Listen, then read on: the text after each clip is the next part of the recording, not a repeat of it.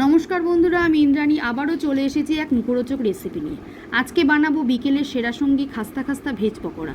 বৃষ্টি হোক বা ঠান্ডা হাওয়া, 1 কাপ চা আর পকোড়া, আর কি চাই। এই দেখুন, আগে থেকে হাফ বাটি মুসুর ডাল ও চাল ভিজিয়ে রেখেছিলাম।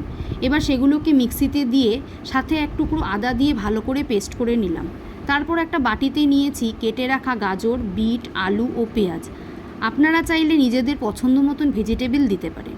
এবার একটি বাটিতে ওই ডাল চালের পেস্টটা দিয়ে তাতে স্বাদ মতো নুন, হলুদ, কালো জিরে, কাঁচা লঙ্কা বাটা, রসুন বাটা দিয়ে ভালোভাবে মেখে নিলাম। কড়াইতে সাদা তেল গরম করে একে একে পকোড়া ভেজে তুলে নিলাম। এই দেখুন, আমাদের খাস্তা খাস্তা ভেজ পকোড়া একেবারে তৈরি। আপনি চাটনি বা সস যেটা ভালোবাসেন সেটার সঙ্গে খেতে পারেন। ভালো লাগলে একটা লাইক দিয়ে দিন আর কমেন্টে জানান কেমন লাগলো। আর শেয়ার করতে ভুলবেন না যেন। চলে আসবো আবারও নতুন নতুন ভিডিও নিয়ে। ভালো থাকবেন, সুস্থ থাকবেন।